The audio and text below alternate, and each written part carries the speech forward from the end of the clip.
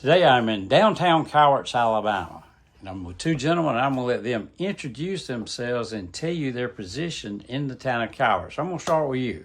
I'm Glenn Bowens, and I'm a position number 4, town council member.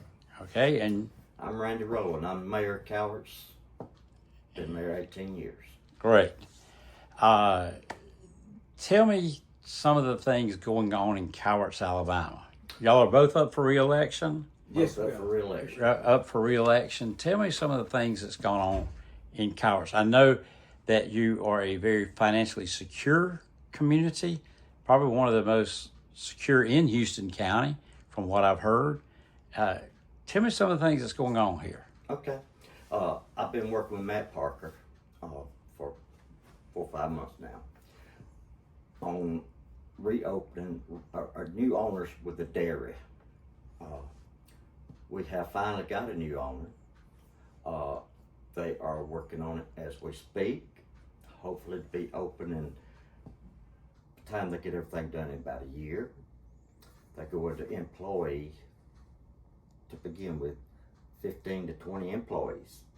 And that's going to be a big plus for the town of Cowarts, even for Houston County and the city of Dothan.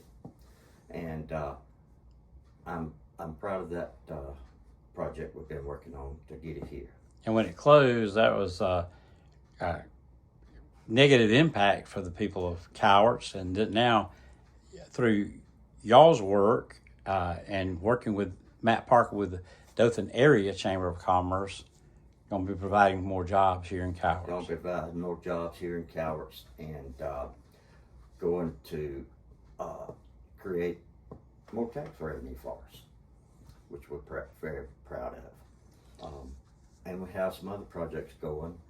We're going to have another housing project going. I'm not going to say who right now, but first phase be 120 homes, second phase be 120 homes. And of course with the inspector we have, which is a certified engineer, he's our home builder inspector. These are going to be nice homes. Cowarts y'all got such beautiful facilities here at the town hall, and I see a lot of people here at night and weekends and walking. Would you tell me a little bit about what? Oh, yes, this is keeping up with our theme is Cowarts being on the move. Cowarts being on the move. And thinking outside the circle. Outside the circle, Yes. yes. Being on the move, thinking outside the circle. And what we're bringing here, what we have done in the last 5 years, you can see is tangible. You can see our disc ball court. You can see our pickleball court. You can see the splash pad. You can see the track that we have had resurfaced. Cowarts is really on the move. We've been doing things that is making Cowarts the best right outside of the circle. Now, with bringing the dairy in here, that is really impactful for us. You're going to help us on our tax base. Absolutely. Bring a few jobs, which are going to expand in the future, bring more jobs. And everything that the rhetoric is saying that we're not doing, we've done it. They got to come up and work with us to get these things done. What's some other things y'all got going on in Cowarts? Okay, what we got going on right now, we have a permit in Montgomery with ADM, wait for it to be approved to build our own treatment plant, which City of Dothan treats our sewer now. And we have no problem with City of Dothan. Us and City of Dothan works very well together. And but with City of Dothan, they are going to be overloaded too if people keep coming into our small towns like we are. So we are trying to take some of the load off them also.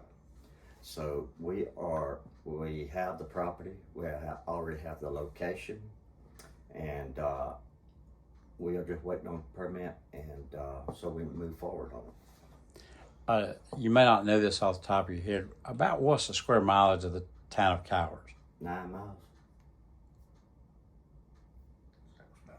And about what's your population here? Population about 2,200. And your yearly budget is about? What is it, Meyer? It's about 800,000. Yeah, around 800,000. You know, yeah, around 800,000. Right. One of the things that I noticed that the county commission chairman just did a Facebook post about the fire and EMS protection. Most of the fire departments are volunteer, Correct. and y'all's department is volunteer, but y'all also made some steps to ensure fire coverage, especially during the daytime hours when a lot of volunteers are not available. Will you tell me what y'all did to help protect your residents on fire stuff? Yes, we have updated our water lines. One thing, the larger water lines, so we have plenty of water pressure, plenty of water if we have a major fire. Also, our employees during the day, if our volunteer fire department don't have enough help, they go and help the volunteer fire department. And our calls has increased over the past 10 years, where we was getting maybe 2 or 3 calls a month to 20, 25 calls a month now. And we are also, Rogers writing specs on a new fire truck as we speak. We have the money to buy it. We try to pay for everything as we go. And we just need a new fire truck. But making the steps of your employees being able to roll and respond and assist has helped in quicker response times absolutely. and things. Definitely, our employees have become force multipliers so that they can help us in time of need during their work hours. And they're working out quite well. But we know that the future brings us to more upgraded technology. We got an old truck now with the less technology, these new trucks running around in Dothan. But we're going to get, our next goal here is to get new fire trucks. And like Randy said, we're working towards that goal by writing the specs for the fire truck to bring it here. And then we also got to try to get more volunteers. So that we won't have to have our employees multiplying the force doing their work hours, because we still have things for them to do in college to keep it beautiful. Volunteers are hard to come by, Yes. but thinking out, apparently y'all thought outside the box of how to provide the fire coverage of having the people here. Correct. We have a real good response time. When I'm around, I go on up every call. And our employees does too. And we also have a very nice fire department. And we just purchased 4 more acres beside the fire department for expansion. Y'all also, Ashford Rescue covers Cowarts. Correct. And you also, Correct. Tell me about your support of Ashford Rescue.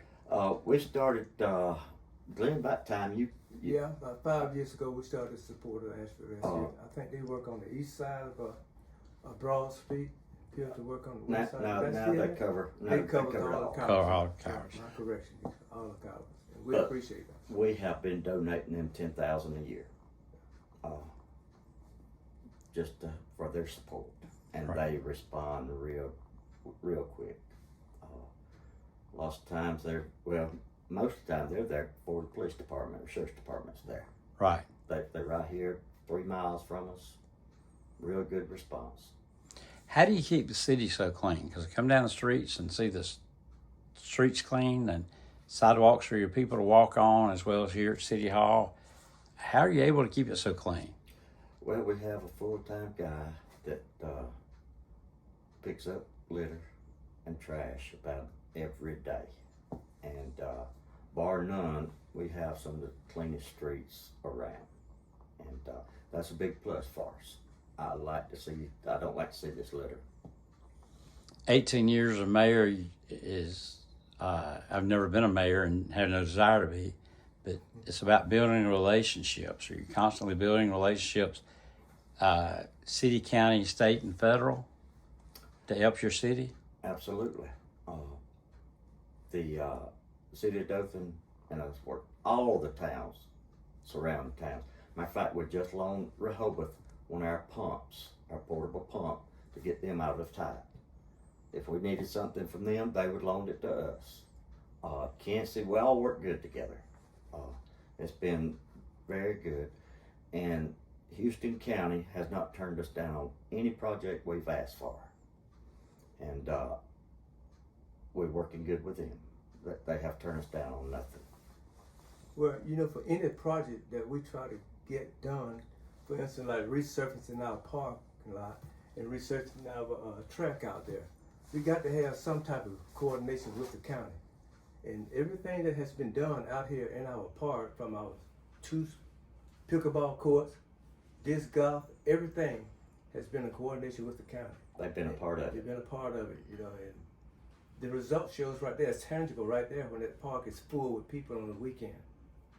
And when people come down here to enjoy themselves with their kids, the splash pad is a big hit. Kids come from all over other towns to come to our splash pad. This is the things that have happened in the last 5 years. Rhetoric say that we all vote. I vote with the mayor.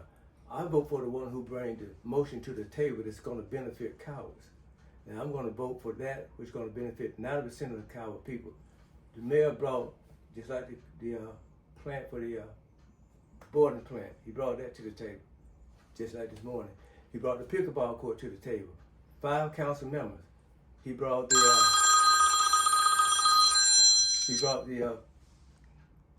pickleball court to the table. And all of us voted for this, you know, 5 council members, and we all voted for it. So therefore, we all voted with the mayor when he brought his initiative to the table. Somebody in the council made the motion. But look at our town. It's growing. It's growing on a positive level. Everything a town this size should be, we are. And we're growing every day towards a better goal. We understand that the town can no longer stay small town Coward. This election will be a defining moment for the town of Cowarts. It's going to be defined as we're going to continue to keep the progress moving, or we're going to stay here and talk about what could have been done or what we should have been done. We're going to continue and we're going to move forward. We're moving We're forward. going to move forward. Cowarts is on the move, and we're going to move forward in a positive direction. Because everything we hear on the rhetoric about we're not doing transparency for Senate. Oh, everything is transparent down here. Everything.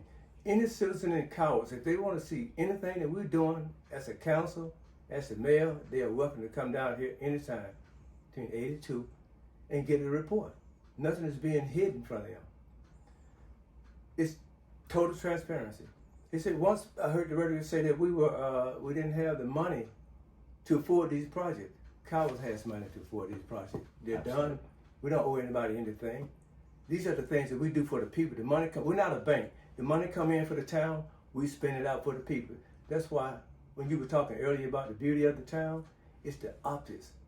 It's the optics of the town that when we're trying to get new businesses to come in here, and they go down and drive down Broad Street and they look around, they say, that is a beautiful little town. I think I send some marketers out here and give us a market analysis of whether we should bring our business here or not. That's what we're talking about. These are the things that make Cowarts grow. These are the things that make Cowarts beautiful. You can talk about what's not being done, but be silent on what is being done. But here we are, and we're growing. Cowarts is on the move. We're going to continue to be on the move. We got a good team going here, and we want to keep the town going forward. A lot of councils tell the citizens you have 3 minutes to speak, and then they won't answer their questions. Prior to the election time, because, and this is Ricky Stokes saying it, there's been a lot of rhetoric and drama and trying to start manure at the meetings. But prior to that, I've noticed that y'all are dialogue back and forth when somebody has privileges of the floor. It's not this, state what you want to for 3 minutes, and we're not going to answer your questions, and you get through, meeting adjourned, have a good day. And the question still getting answered. But I have noticed over the years, y'all do enter into dialogue, except now at election time because there's a lot of rhetoric that's Right. going on. Absolutely. I believe in giving people a chance. The last 2 meetings has not been real good meetings. I'll just be honest with you. But that's because of election and Because of the heat of the election. right. You know, normally what we would do, the mayor would finish the business of the town. Council, you got anything? Anybody in the audience got anything? No, there's no time limit during that time. They stand No up, time they limit. voice their opinion, and tell us what's going on with them. We address it. That's the empathy that the town council members and the mayor have for the people here in Coward. Listen to what they have to say. If we can help them or point them in the right direction to to help them redo it. But now, a lot of people running right now has never been to a council meeting. They have all of a sudden popped up and they know everything about the town of Cowarts and the running of town of Cowarts, but you have never been to a council meeting before you put your name in the bag to run for a council seat. So you have never been down here in the 5 years that I've been here. Because normally you got people, citizens here that, you're a regular citizen, they come to listen, to participate, to be a part of the process. And now we got people who have never seen showing up. But we had to put some type of restriction, on that, because you know, when it boils down and falls into chaos, nothing get done. You only leave with animosity. You know, you only leave with bad feelings against your neighbors. And I want to keep peace in Cowarts. We're not like that. I want Cowarts to be the quiet town outside the circle. And this election is different from any election that we have ever had. Because I run as Glenn Bowens as a council member because I care for the people. I'm a community server. Other people may run for something else. They may run for their agenda. We have an agenda, but the town of Cowarts. And I'll say this, and this is Ricky Stokes, this is not y'all saying it. I'm not being critical of the opponent, but like mayor's race, a sitting council member is running against the incumbent mayor, which has created a lot of rhetoric going and people at the meeting to try to start manure at the meeting, and y'all have had to cut that short a little bit. But prior to that, I've noticed where a lot of municipalities won't enter into dialogue. Y'all do enter into a dialogue with the people, except for the last several meetings, but that's because it's election and it's unfortunately in multiple municipalities, Cowarts is not isolated, but in multiple municipalities right now, it's one of the worst election times that I've seen. Yeah. And it's not just your city, it's a number of the cities. Well, I'm glad to hear that. So, really glad to hear that. Ricky, over the 18 years, over the last 20 years, we've never had to have a policeman at any of the meetings. The last meeting we had to have one. And it wasn't because of the council that's there now, or it wasn't because of me. It's because a group there set to try to create controversy. A group that's set to try to, yeah, absolutely. I'm not in this for myself. I'm in it for the citizens of Cowarts. I want them, if their kids go off to college, I want their kids to say, I can come back to Cowarts. It's a peaceful, quiet, clean neighborhood. My kids was raised here. My grandkids raised here. I want them to stay here or come back to this point. And that's the reason I'm doing it. I use my vehicle, I use my equipment. Don't charge town 1 penny because I'm not doing this for the money. Is there anything else y'all want to clear up or want to stay or want the voters to know? I will say this, over the last 18 years, I hadn't figured it out, but all the sidewalks, everything that we've done, infrastructure, people don't realize what kind of infrastructure projects we've done. And it's been, and we still have money. A lot of the grant money, I retired from Houston County. I was high enough up in the ranks, I knew how to ask for the grants and how to get the grants. And with our building inspector, Myra Holloway, he's a certified engineer. He saves the town a lot of money in engineering fees. Job well done. Go ahead. In conclusion, I just want to say that Cowarts is on the move. We're growing. And like my grandfather used to say, there are growing pains. And a lot of times the politics or grievances that you're hearing right now come from those growing pains. You know, when a town is growing as fast as Cowarts has grown in the last 5 years, there's going to be some unintended consequences from that growth. Absolutely. But nothing that we can't fix as we go forward. That you're telling us now that you want to grow, but you want to stop that growth so we can fix things that come along with that growth. I said we can fix them as we grow. Cowarts is in the best place it has ever been in the history of Cowarts right now, and it's going to get better. And I think if you ask old citizens that's lived here all their life, lived here in the last 20, 30 years, they will agree. August 26th, election date. August 26th. Polling places open at 7 and close at 7. And where are the polling places in Cowarts? Polling place for this election will be right here at the City Hall. Beginning at 7 a.m. and And at 7 p.m. to 7 p.m. 7 to 7. Thank you for taking time to talk to me, and I hope you all have a good day. Thank you. Thank you.